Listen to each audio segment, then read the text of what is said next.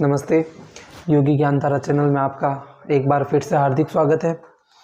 अपन ने जो श्रृंखला शुरू करी थी हिंदी व्याकरण, ठीक है, उसमें अपन विशेषण पढ़ रहे थे और आज विशेषण की अपनी दूसरी क्लास रहने वाली है। कौन सी? दूसरी, ठीक है। तो कल जो मैंने बताया था या जो पढ़ाया था उसका अपन एक बार केवल शॉर्ट में रिवीजन कर लेंगे। कल मैंने बताया था विशेषण। तो विशेषण की परिभाषा क्या बताई थी? संज्ञा या सर्वनाम की विशेषता बताते हैं। क्या बताते हैं? विशेषता। विशेषता विशेषता बताने वाले शब्दों को क्या कहते हैं? विशेषण कहते हैं, ठीक है। जैसे काला पानी, सफ़ेद घोड़ा, तो जो भी विशेषता बताते हैं उन्हें क्या कहते हैं? विशेषण। फिर अपन ने विशेषण के प्रकार पढ़े थे और मैंने मूल रूप से 5 प्रकार बताए थे। कितने? आप इसका जरूर ध्यान रखिए कि प्रकार कितने बताए थे मैंने। 5 प्रकार बताए थे, 5, ठीक है। तो उसके नाम एक बार मैं यहाँ लिख देता हूँ केवल छोटे अक्षरों में। पहला लिखाया था गुणवाचक, दूसरा लिखाया था परिमाणवाचक, तीसरा लिखाया था संकेतवाचक, चौथा लिखाया था संख्यावाचक और 5वां मैंने कहा था व्यक्तिवाचक विशेषण। व्यक्तिवाचक संज्ञा भी होती है और व्यक्तिवाचक विशेषण भी होते हैं, ध्यान रखें, ठीक है। तो पहला गुणवाचक, दूसरा परिमाणवाचक, तीसरा संकेतवाचक, चौथा संख्यावाचक और 5वां व्यक्तिवाचक। इनमें से अपन ने कल 2 रूप पढ़ लिए थे या 2 प्रकार पढ़ लिए थे, एक तो गुणवाचक और एक संख्यावाचक, ठीक है। तो गुणवाचक की जो मेन परिभाषा थी, देखिए एक बार मैं रिवीजन करवा रहा हूँ, आप ध्यान से सुने। गुणवाचक की जो मेन विशेषता थी वो क्या थी? गुण बताएगा। क्या बताएगा? गुण। गुण कैसे? जैसे काला लड़का, काला लड़का, ईमानदार लड़का, ईमानदार लड़का। तो अब ये जो लड़का है कैसा है? काला है, और लड़का जो है कैसा है? ईमानदार है। तो ये काला और ईमानदार इस लड़के के गुण को बता रहे हैं कि इसकी क्या क्वालिटी है या इसका क्या गुण है। तो ऐसे जो शब्द होंगे वो किसको बताएंगे, या ये जो गुण बताने वाले वो कौन से विशेषण होंगे? गुणवाचक विशेषण। फिर दूसरा मैंने बताया था संख्यावाचक। क्या बताया था? संख्यावाचक। दूसरा मैंने बताया था संख्यावाचक। संख्यावाचक। देखिए एक बार रिवीजन हो जाएगा, 2 मिनट में आपका कुछ नहीं जाएगा, ठीक है। तो संख्यावाचक, संख्यावाचक मैंने बताई थी जो शब्द गिनने से संबंधित हो या जिन चीज़ों को अपन क्या कर सके? गिनने से संबंधित हो, गिनने से संबंधित हो, ठीक है। जैसे इसमें मैंने आपको 2 प्रकार बताए थे, निश्चित और अनिश्चित। निश्चित और अनिश्चित। निश्चित जिन्हें जो फिक्स संख्या हो, जैसे 5 पेन, क्या हो? 5 पेन, 3 अलमारी। तो ये क्या है? निश्चित है। ये जो अलमारी की संख्या क्या होगी? निश्चित। तो ये क्या हो गए? निश्चित संख्यावाचक, ठीक है। जैसे 5 पेन देना, तो 5 क्या है? संख्यावाचक विशेषण कि पेन कितने दो? 5। फिर दूसरा था अनिश्चित, अनिश्चित संख्यावाचक, ठीक है। तो जैसे कुछ पेन, या ऐसे लिख दीजिए,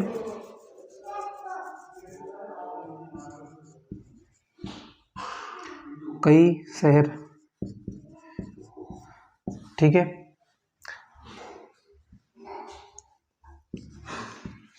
कई इनाम। तो ये कई कई जो शब्द है वो शहर को अपन गिन तो सकते हैं, लेकिन कितने हैं या कितने हैं ये अपने को नहीं पता। तो जब संख्या निश्चित हो जाए तो निश्चित संख्यावाचक, और जब संख्या अनिश्चित हो, गिन तो सकते हैं लेकिन अनिश्चित हो, तो वो किस में आएगा? अनिश्चित संख्यावाचक में आएगा, ठीक है। तो अपन ने दोनों प्रकार पढ़ लिए थे। अब अपन जो तीसरा, चौथा, 5वां जो प्रकार पढ़ेंगे, पहले अपन ये पढ़ेंगे परिमाणवाचक, ठीक है। ये इसका बिल्कुल उल्टा होता है। तो आज की अपनी क्लास अब शुरू होगी, देखा जाए तो ये अभी तक अपन ने जो भी देखा वो कल की क्लास का एक तरह से रिवीजन था। ठीक है, तीसरा जो प्रकार पढ़ेंगे, दो अपन ने कल पढ़ लिए थे। तीसरा जो प्रकार है वो है परिमाणवाचक विशेषण। परिमाणवाचक विशेषण।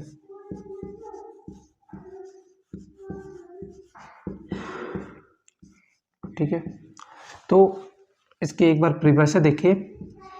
ऐसे शब्द जो मात्रा या तोल से संबंधित हो,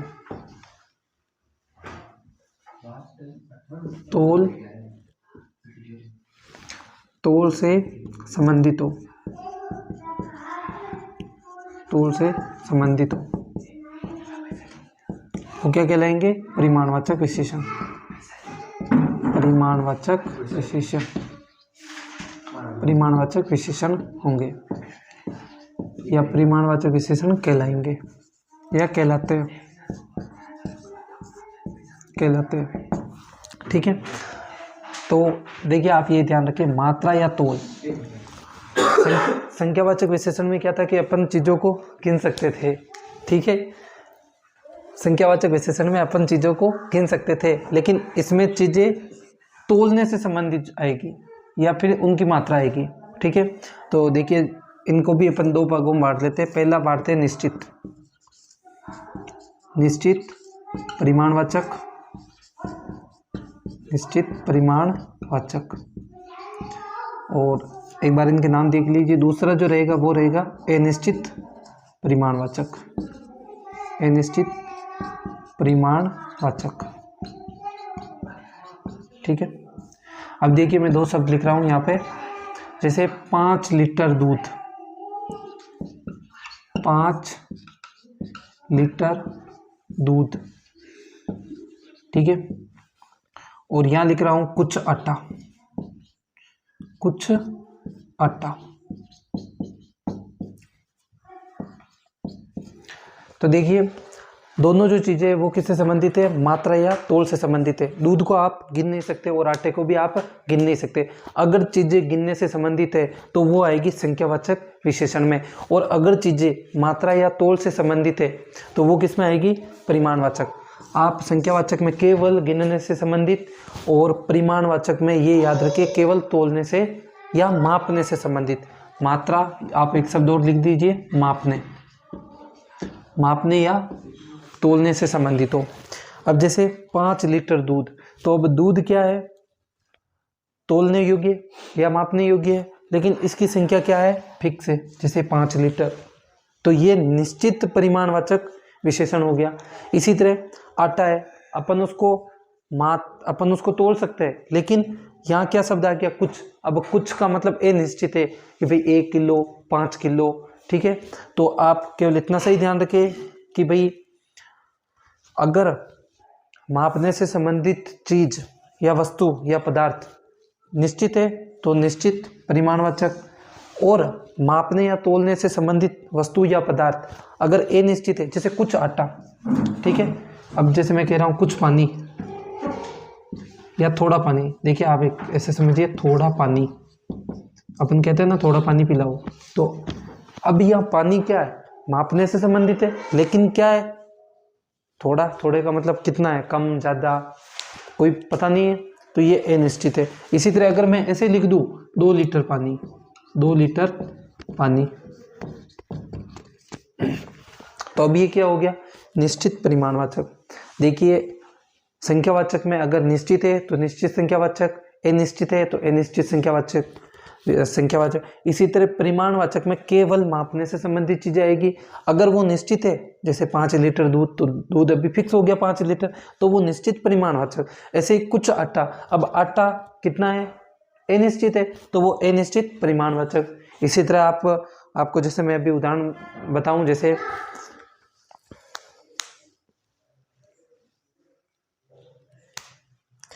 इसी तरह जैसे मैं एक उदाहरण बताता हूँ, 2 किलो मूंगफली, ठीक है। तो अब 2 किलो मूंगफली जो है मापने से संबंधित है, और 2 किलो होगी मतलब निश्चित होगी तो निश्चित परिमाणवाचक।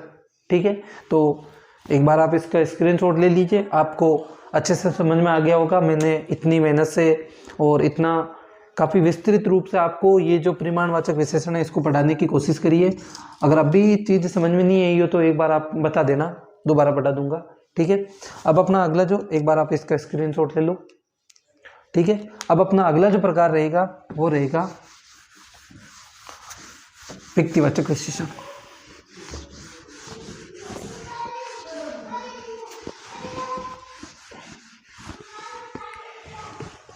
चौथा प्रकार रहेगा व्यक्तिवाचक विशेषण। व्यक्तिवाचक विशेषण, ठीक है। देखिए नाम से पता चल रहा है कि ये कोई व्यक्ति यानी व्यक्ति विशेष होगी या स्थान विशेष होगी। आपको ये नाम थोड़ा जाना पहचाना सा लग रहा होगा, तो मैं आपको याद दिला दूं, ये नाम अपन ने पढ़ा था संज्ञा में।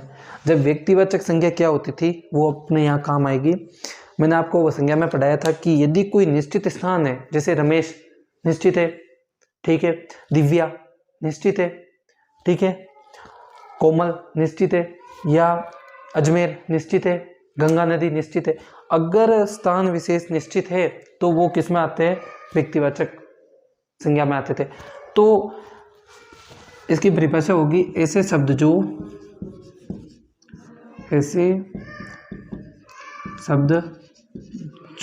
मूल रूप से व्यक्तिवाचक संज्ञा है, मूल रूप से व्यक्तिवाचक संज्ञा है, परंतु वाक्य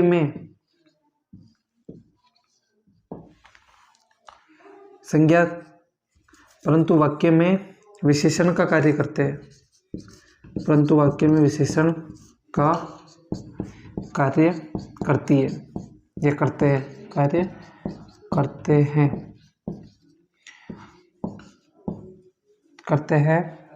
व्यक्तिवाचक विशेषण कहलाते हैं। व्यक्तिवाचक विशेषण कहलाते हैं।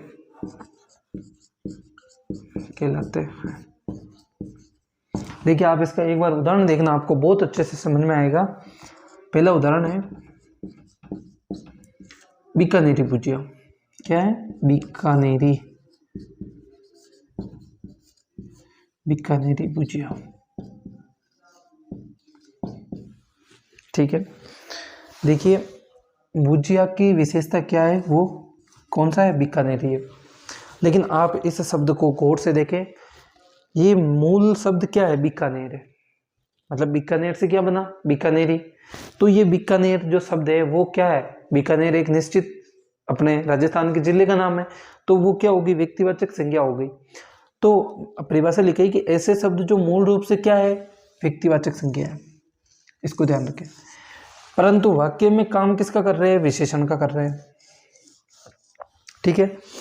तो जो व्यक्तिवाचक संज्ञा है अगर वो विशेषण का काम करे तो वो कहलाएगी व्यक्तिवाचक विशेषण, या वो कहलाएगा व्यक्तिवाचक विशेषण। दूसरा देखिए बनारसी साड़ी,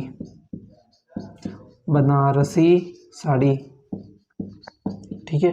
तो देखिए पहले तो आप ये देखिए, देखो पहले इसको समझते हैं। साड़ी की विशेषता क्या है? वो बनारसी है, मतलब बनारस की है। तो ये जो बनारस है, ये बनारस एक शहर का नाम है, तो वो बनारस क्या हो गया? व्यक्तिवाचक संज्ञा हो गई।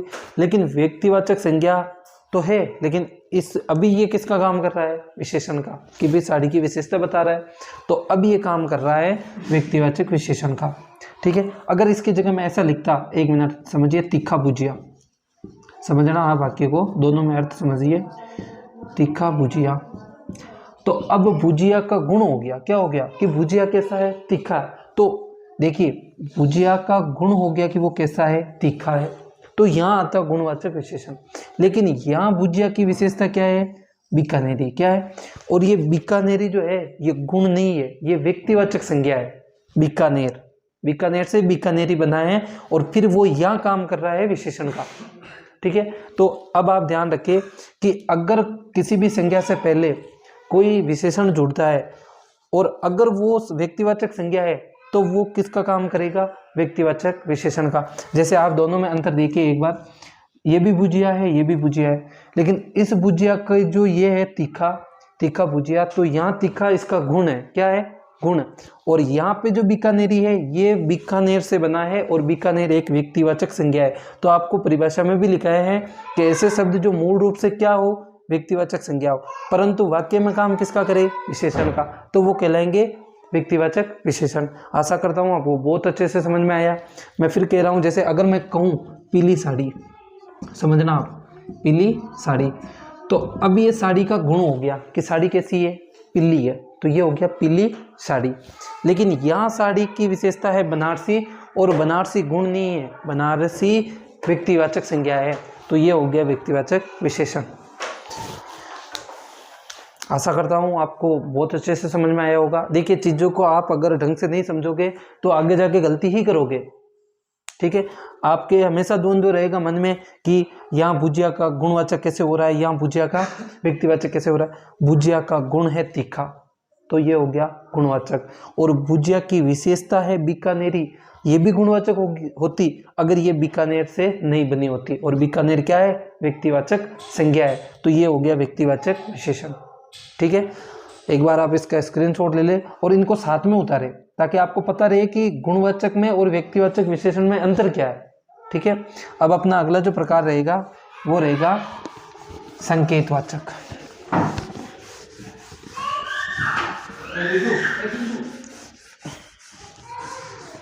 अपना अगला जो प्रकार रहेगा संकेतवाचक विशेषण। संकेतवाचक विशेषण, संकेतवाचक विशेषण। देखिए, कक्षा 6 से 12 में केवल ये चारों प्रकार, ये अपना 5वां प्रकार था, माफ करिए, कक्षा 6 से 12 में केवल 4 प्रकार ही पूछे जाते हैं और उन चारों पे ही संबंधित प्रश्न आते रहते हैं। कंपटीशन एग्जाम में इससे संबंधित प्रश्न भी आते हैं, और अगर इसको समझना है, वैसे मेरे हिसाब से ये इतना काम का नहीं है, तो अपन इसको सबसे लास्ट में पढ़ेंगे। एक बार विशेषण में केवल अपन 4 प्रकार पढ़ते हैं। ठीक है, तो अब अपने जो विशेषण के जितने भी मूल अर्थ था उसको अपन ने पढ़ लिया है। आप देखिए, मन में द्वंद्व ना पाले कि ये नहीं पढ़ाया, ये नहीं पढ़ाया। ये मैं आपको, अगर आपको पढ़ना हो तो आप कमेंट में बता देना कि सर 5वां प्रकार पढ़ा दो, संकेतवाचक विशेषण पढ़ा दिया जाएगा। बाकी ये अभी काम का नहीं है, जैसे 6ठी से 12वीं में कोई काम का नहीं है। तो आज की अपनी क्लास यही ख़त्म करते हैं। देखिए, जितना हम ऑनलाइन क्लासों में बेस्ट देने का प्रयास कर सकते थे कर रहे हैं। हमारे पास संसाधनों की कमी है, तो जितना हम मतलब कोशिश कर सकते थे उतना बढ़िया देने की कर रहे हैं। इसके अलावा कोई अगर कमी पेशी या त्रुटि रह रही हो तो आप उनको इग्नोर करते चले और केवल अपने कंटेंट पर ध्यान दें। लगातार हमारे साथ बने रहे। हमने जो मतलब मुहिम शुरू की है उसको बहुत अच्छा बनाएंगे और लगातार सपोर्ट करते रहे। आप वीडियो को बराबर देखें, ज़्यादा से ज़्यादा शेयर करें और समझने की कोशिश करें। मेन जो बात है, आप उसको कंटेंट को समझने की कोशिश करें। धन्यवाद।